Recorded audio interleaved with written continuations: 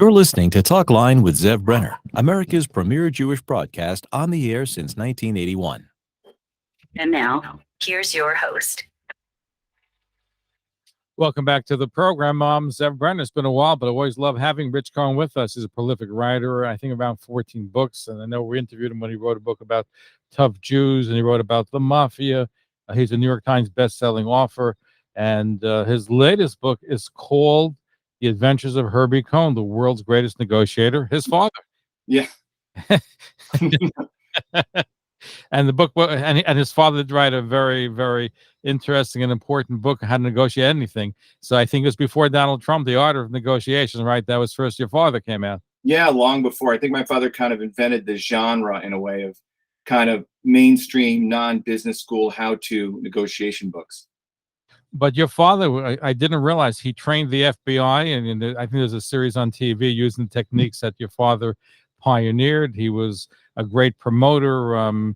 He did so much, and we'll talk about some of the things that he did. But first, I was intrigued. You remember your bris? I swear I remember my breath. And my brother and my sister and my parents have all told me I'm crazy, but I remember it. And, you know, I can remember. I just think I remember it. You remember the food? What do you remember? I don't remember the food. I remember the event. I think I remember the event. It's one of these things about memory. It's sort of say it as a joke to drive them crazy, but with your memory, like if you hear stories and you look at pictures, it's hard to tell if you can remember what actually happened or if you saw a picture of what happened when you were 7 and it went back into your memory somehow. So, but in my story, I remember my memory. I remember my bris. Now, Brooklyn was home. Bensonhurst was home. I remember we had you in previous shows, and you had a whole interesting cast of characters, which you've written about tough Jews and the mafia, Jewish mafia, etc. And I know your father had a great relationship with people such as Larry King. I didn't know until I read your book that Larry King was arrested for stealing $50,000.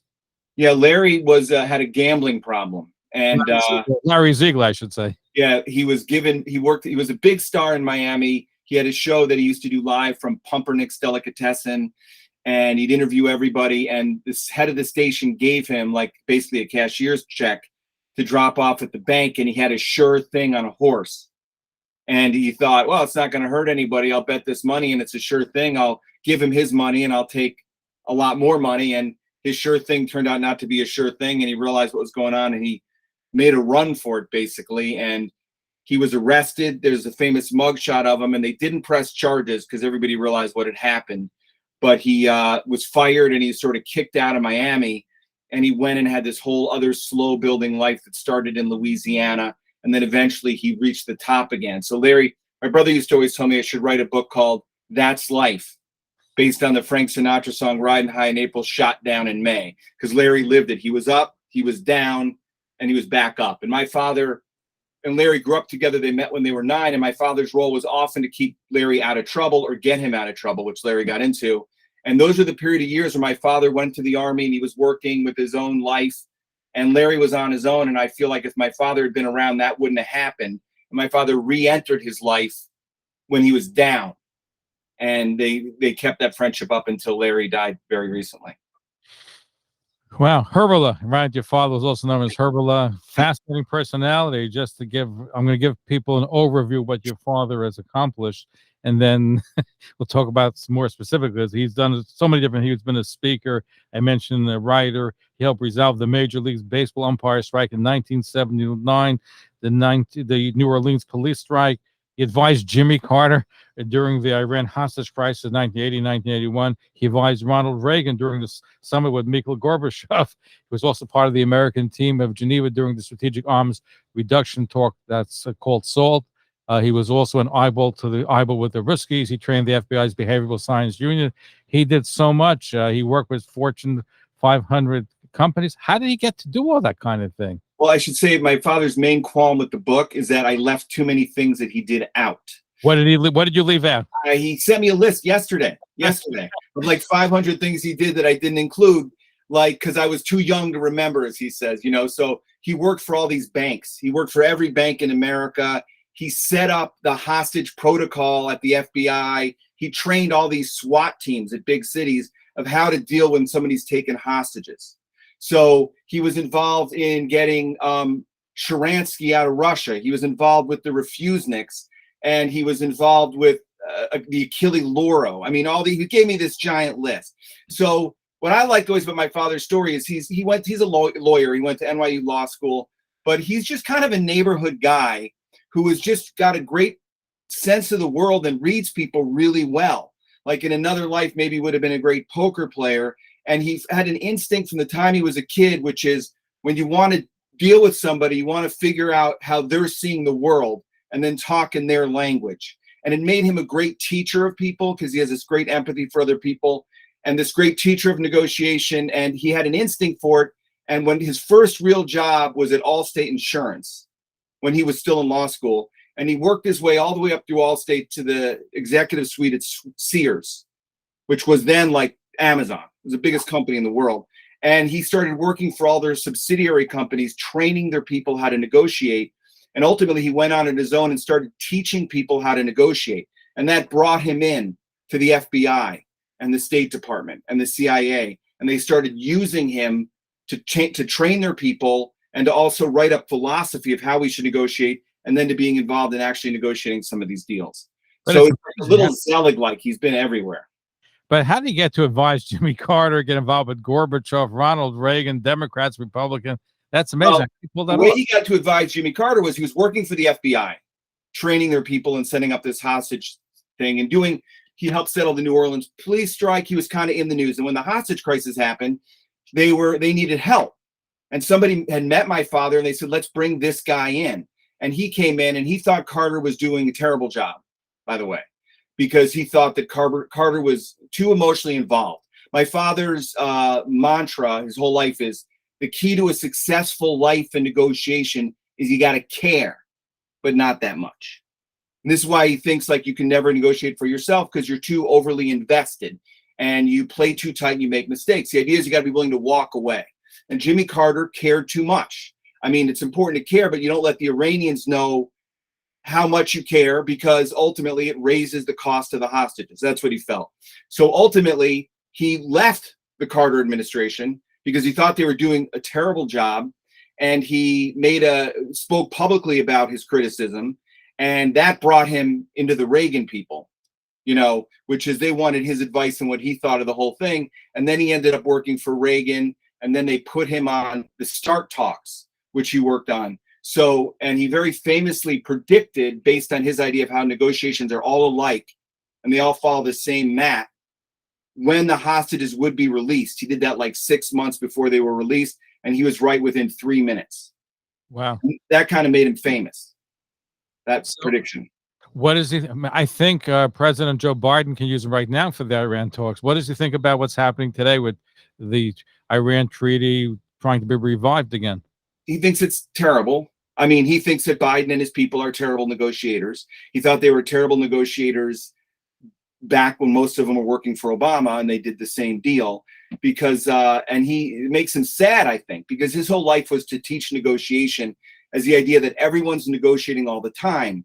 So it's not even something you have to learn, you do naturally, but it's something that you have to be aware that you're doing so you can control it. He said, play it like it's a game. Play life like it's a game. And he thinks it's like an art that's been forgotten. And he sees the Biden people making every single kind of mistake that you can make all along the way. And what that does is it just causes a bigger conflict later on. This is like in his attitude. This is how you get into major wars, by screwing up all along the way. Did he try to reach out to the Biden or the Obama administration? He did have connections with both Democratic and Republican presidents. Did he try to tap in to try to get them on the right way? Because he certainly is a skilled negotiator. No, I mean, he wasn't trying to. He was talking to people at the time of Obama, and he's 89 years old now, and but definitely he's still in touch with people who are doing that, and he still talks and gives talks and talks to those people. But I don't think his days of direct involvement are so, physically onerous, because like when he was doing negotiations, he was on a plane all the time, going to these places and sitting down. I mean, you start with the fact that the Americans can't even talk to the Iranians directly. And then you start with the fact that they're going to do a deal that Israel is not part of. So his whole thing is you got to involve everybody, because if you involve everybody, then everybody will be part. People try to protect that which they create. And if Israel was involved in it, then they would help make it work. But if Israel's left out of it, then it can't work for Israel, so it's not going to work. We're seeing a prolific writer. Rich Cohen has written 14 books. So one of my favorites, which we had him on, was Tough Jews. And his new book is called The Adventures of Herbie Cohen, the world's greatest negotiator. His father, the one and only Herbie Cohen, as I mentioned, or Herbala, right? Who called him Herbala? My grandmother. But she was still calling that when we were kids, so we'd always laugh about it. My grandmother spoke a lot of Yiddish, and the older she got, the more Yiddish she spoke and the less English. So my father could always speak Yiddish. So when he was with my mother, because they would always say it was Yiddish in the house and English in the street, and when he was with his grandmother, they would speak Yiddish. So Herbala was a relic of that. Tell us about your Jewish upbringing and what Judaism meant to you and to your family and to your father who spoke Yiddish. And let's focus for a few moments about that. Well, I grew up outside of Chicago. I went to a Reform synagogue. That's actually all we had. My father went to an Orthodox synagogue in Bensonhurst because that's all they had, And being Jewish was the most important thing for us as a kid, and still. And it's absolutely 100% the core of who my father is, not only his religious views, his views about God, his views about your responsibilities, but also just his view of the world and who he is. And it was such a joke. He seems so incredibly Jewish to us. When we lived in a town when I was a little kid where we were the only Jews, which was kind of an accident because my father was transferred and he had to fly out to Illinois and very quickly just picked a random house. And he said to my mother, "Don't worry, there's Jews in the town." My mom said, "How do you know that?" She's from Flatbush. He said, "Because there's a Chinese restaurant. There's got to be Jews. It's the only town in the world with a Chinese restaurant and no Jews." So, and when people would ask him where he was from, because he's very Brooklyn accent, looked like Walter Matthau, basically, he'd always say, "Me, I'm from Cheyenne, Wyoming." And when they asked what he did for a living, he'd always say, "I'm a Presbyterian minister." That became like the joke of our whole childhood. So I would say Jewish identity, Jewish life, continuing Jewish tradition, marrying Jewish people, it's always been the absolute core of his belief and his philosophy. Because you're right in your book, I think your mother didn't want to go to synagogue on high holidays. Your father wanted her to go, right? It was always an excuse. Yeah. Well, I should say that my mother's family was much more assimilated and well-to-do, almost like German Jews. And my mother's mother got a master's degree in English, And my father's parents came from Poland when they were 14 years old, and they were immigrants, and they, still had these cousins clubs where they still were with all the cousins from their town in Poland. So it was like my father used to say it was considered a mixed marriage between Bensonhurst and Flatbush at that time. So my mother she just didn't want to go to synagogue. She just didn't believe in that for whatever reason. And they would fight every high holidays about it. But ultimately, looking at my brother and my sister, I think it's an argument in that case that my father won. Now, were you just Rosh Hashanah, Yom Kippur Jews? Did you go to synagogue other times of the year too? We go on Friday nights. Oh, you went on Friday nights too? Yeah. For Shabbat. Yeah. And you had a Shabbat dinner. Yeah. And so did my mother's family, I should say. I'm painting them a certain way, but they also had a Shabbat dinner on Friday nights. Today it's just the opposite. I think the Flatbush Jews are much more religious than Yeah. I know. I saw that happen because my grandfather bought that house in like 1938. And it was a neighborhood of all these Jews who were kind of like doing the equivalent of moving to the suburbs. They were moving from little apartment houses to houses with yards, and there was all these kind of sort of very assimilated, not very religious Jews. And by the time they moved out, it was a completely religious neighborhood. Now, you write about your father when it was in Germany, and he went around to different German towns. Didn't you ask him how he can go around? These were the Nazis, lots of Nazis around, and the fact that there's a funny story about him having to sleep over at a young lady's house, and something happened there. Perhaps you'll share that. Well, you forget that he was there. I mean, we think of in our head, we think World War II, Nazis, post-war West Germany, good guys. When in fact the people who had been the Nazis and in the SS, they were all like in their late 20s in the 50s. They were young people still, and we just sort of wash that away. But he still stayed at this person's house because he couldn't go back to the base, and he came out and there was like a picture of her father in an SS uniform on the mantle. And so I always said to him, like, were you scared in Germany? You know, like, I've been to Germany a lot, and Germany's obviously very different now. And even traveling on a train at night in Germany, it freaks me out. I just don't, hearing whatever, I'm expecting somebody to ask for my papers all the time. So he said, no, I wasn't scared. I was there because we were the Army of Occupation. We won the war. We were victorious. They had to do whatever we said. I had a 22 on my hip, and this is the Army of Occupation, and we controlled it, you know. So he immediately grew up in a different world than without history. But it's interesting because he was stationed in a town right on the east-west border, and his main fear was what was coming across the border, not, you know, which was the Russians. And the town was called Fulda. It was a Fulda Gap was the place, and it was Bad Kissingen. And if you look up Bad Kissingen, it was like a very old Jewish community going back to like the 12 or the 1300s. And by the time he was there, that was completely gone. And he said the only time he got a sense of that is there was like a big warehouse or building or something, and it had Hebrew letters on the lintel. And it was because it had been a synagogue that the Germans had turned into something else. Wow. So, but I guess he felt being the victor gave him a different sense of power. Yeah, and he was there on an army base, and he was heavily armed, and he drove a tank basically up and down along the border. And their training where they were was all guerrilla training, because if World War III started, the Russian plan was to come through that area, which is the Fulda Gap, and they were immediately either going to be dead or behind the lines within 24 hours of the war starting. So they were focused. Their tension, fear was focused on focused east. Now, speaking of East, your father was a negotiator. He went head to head with the Russians. What was that like? Well, he writes a chapter in his book. His book is called You Can Negotiate Anything, called The Soviet Style.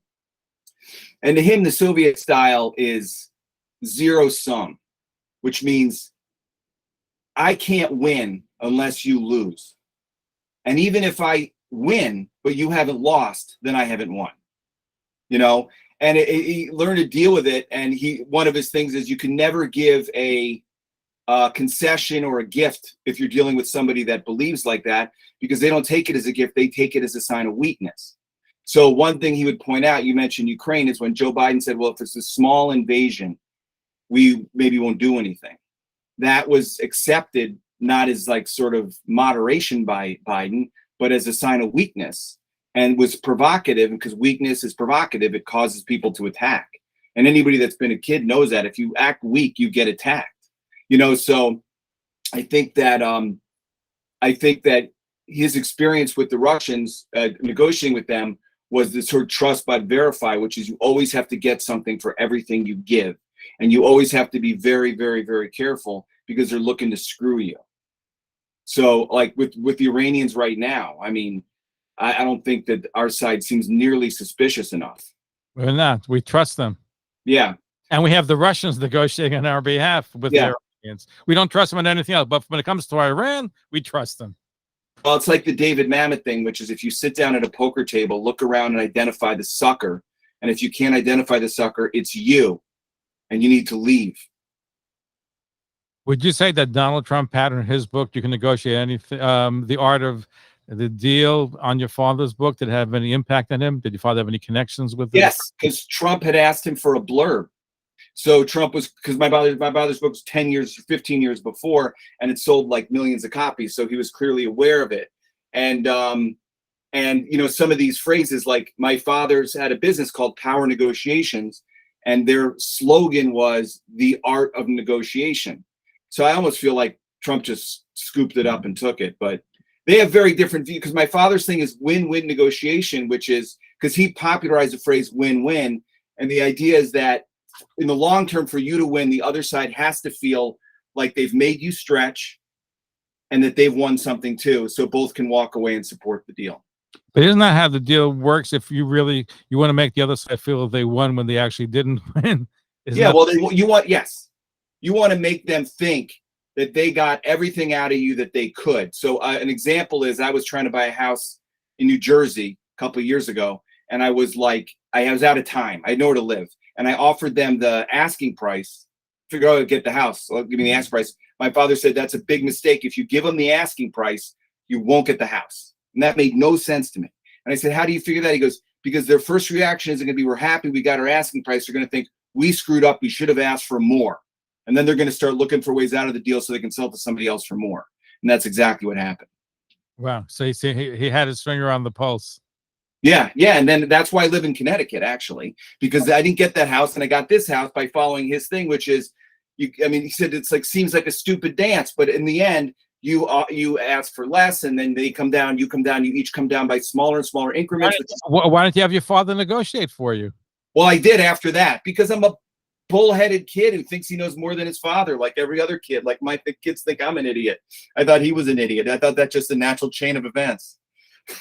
Our guest is Rich Cohen. He's a prolific writer. His latest book, he's written over 14. The latest book is called The Adventures of Herbie Cohen, the world's greatest negotiator. Fascinating book. So what's your favorite story about your father in negotiations? I'm sure you have hundreds, if not thousands. What is your favorite? Well, there's a story that Larry King used to tell on the radio, and I heard it when I was a kid. And it was this, they call it the Mappo story, where I won't go into great detail, but basically a friend of theirs who they walked to school with every day wasn't around one day to walk to school, and they found out that he had tuberculosis that had been sent to Arizona and wasn't going to be back for the rest of the year. And somebody asked my father to tell the school to get his records transferred. My father said to Larry and this other kid, I got a great way to make $20 so we can go to Coney Island and have a good time. And he said, what? He said, let's, instead of getting him Mappos in Arizona because he's sick, his name is Gil Mermelstein, they called him Gil Mappo. Let's go to school and tell him Mappo died, and we can raise money for like a wreath for his funeral. And they did that. And they spent this money, and then they thought they got away with it. And then at the end of the school year, the principal calls them in and tells them they're going to start giving out this award every year for public service to a kid. And it's called the Gil Mermelstein Memorial Award. And my father and Larry and a third kid are going to be the first winners of this award. And Larry's freaking out. The other kid's freaking out. My dad's like, no, this is great. We'll win this award. And by the time they find out, we'll be in high school, because they were in 9th grade. High school for them started in 10th grade. And as they tell it in their slightly crazy way, there's this huge assembly. Their parents are there. There's a reporter there for the New York Times. The principal of the school's on stage. And that day, in the most remarkable recovery in tuberculosis history, Mappo returns to school. And he's late for school. There's nobody at the school. He goes to the front office. They say they're all in an assembly. They don't even know who he is. He walks in these big doors. The doors open. The stage is on.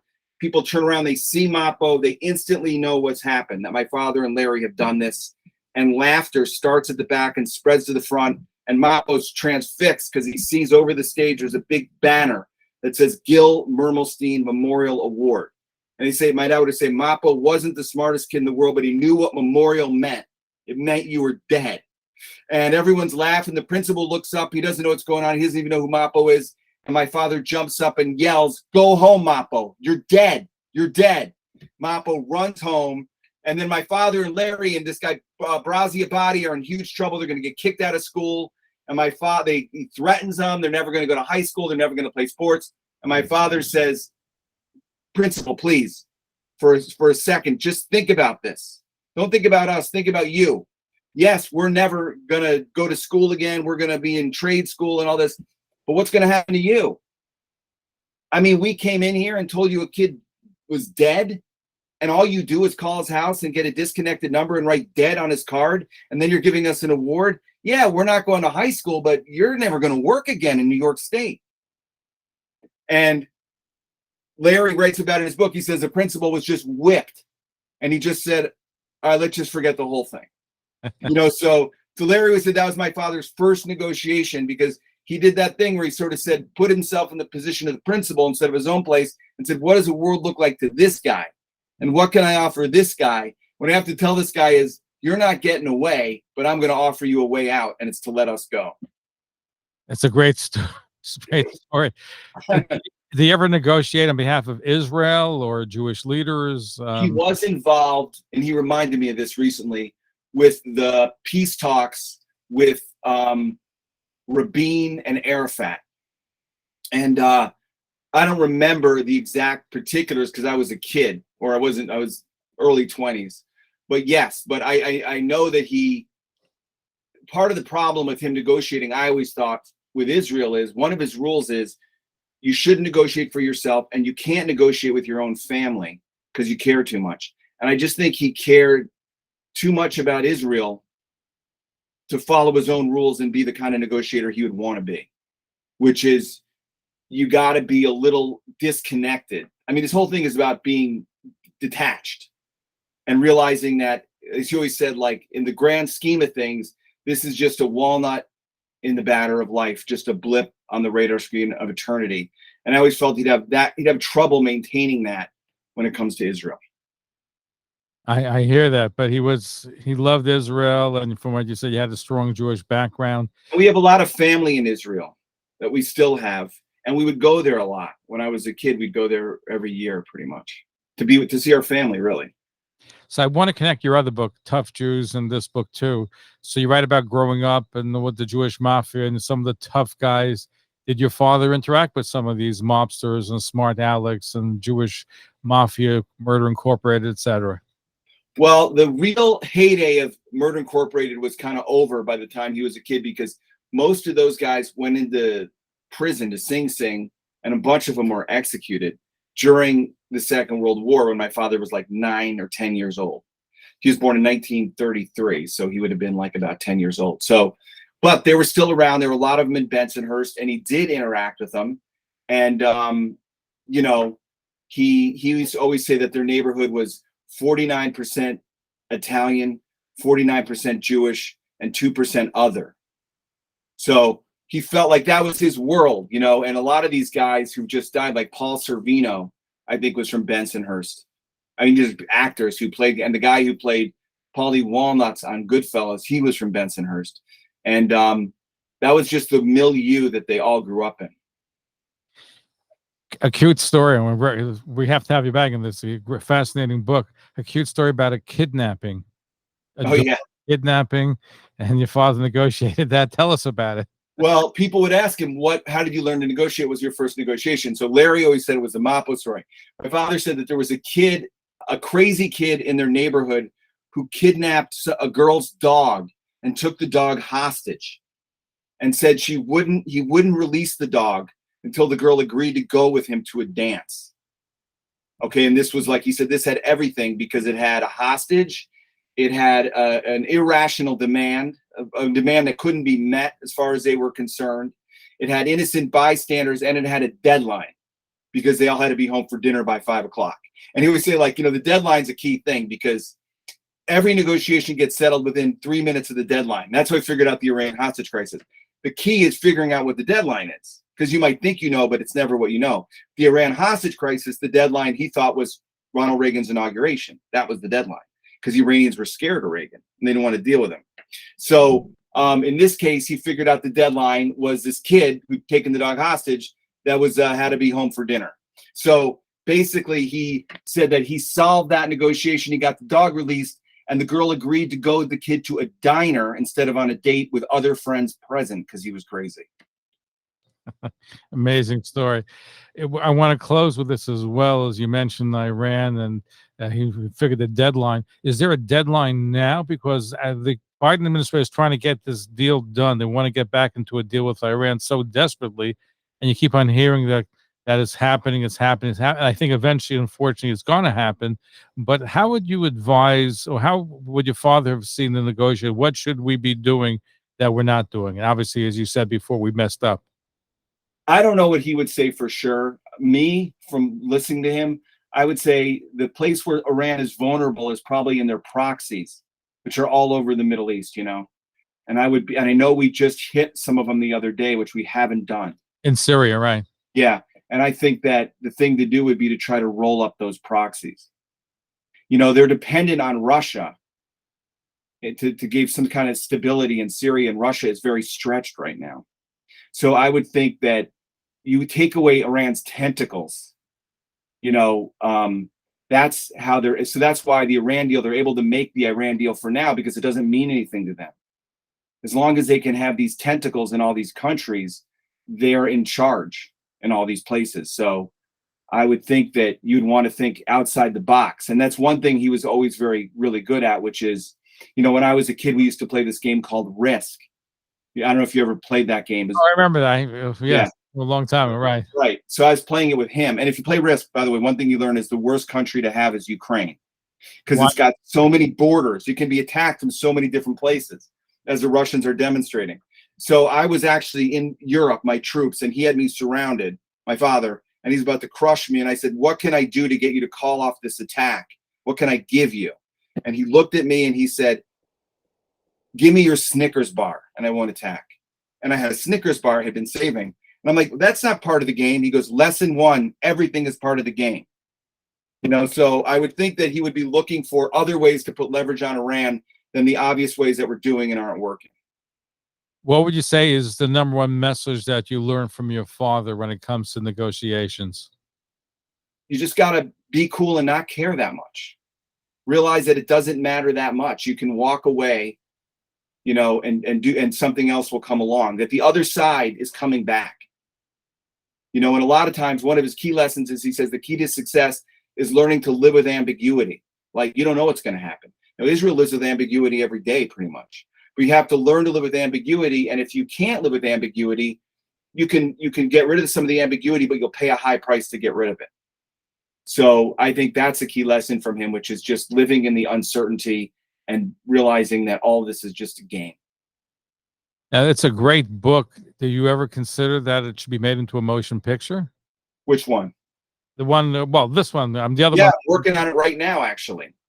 Right now with a really good filmmaker who grew up in my town and knew my father. My father's kind of a legend in our town because there was nobody like him, because it was a Midwestern town with a lot of Jews, but my father said Midwestern Jews, a little bit different. But when you went to school, I think you were the only Jew in the school, right? Well, that was we moved. Oh, you moved. At some point we moved because we were too far from the synagogue, actually. So we moved from Libertyville, where Adelaide Stevenson was from. That was where the only Jews, to Glencoe, where there's lots of Jews. Glencoe's next to Highland Park, which is a very Jewish community. So who would you like to portray your father, Herbie Cohen? Which movie actor would you love to see in that role? I would think, now the ages are all messed up, but I always thought like my father, the way he carried himself was like Robert De Niro in the movie Midnight Run. Okay? And this guy who wants to make in the movie thinks that Brad Pitt should play my father, which is the funniest. Well, there's an old thing in Hollywood, which is write Yiddish and cast British. This would be the most extreme example of that in Hollywood history. And who would like to portray you? Which movie? Geez, I don't even know. I have no idea. Uh-huh. The problem is that I'm like now 54. And when I think of myself, I imagine a 17-year-old. So I'd have to go look at the different actors now. And I want to thank you. What's your next book going to be about? I've been working on a book about this probably doesn't interest you, but the 1987-88 NBA basketball season. Another thing about my father, which I write about in this book, is he was a basketball coach in Brooklyn, and he played basketball, and he coached basketball in the Army. And he always thought that the lessons from the basketball court were completely applicable to negotiation, which is it's all about you can take a mediocre team and beat a great team if you control the pace, which is the same thing with negotiation. You control the pace. And so in this book, I'm writing about this season sort of through the eyes of my father's lessons and strategy. Want to thank you, Rich Cohen. 14 books already written. The next one, as you heard, is in the making. It's called The Adventures of Herbie Cohen, the world's greatest negotiator. Fantastic book. Thank you for sharing that with us. We look forward to having you back again very, very soon. Great to see you. Great to talk to you. Thanks. Thanks for listening. For continuous Jewish programs, TalklineNetwork.com, or our 24-hour-a-day listen line at 641-741-0389. For past shows, you can find us on iTunes, Spotify, Amazon, YouTube, Instagram, and all major podcast platforms, or jewishpodcast.org. Thanks for listening to the TalklineNetwork.com.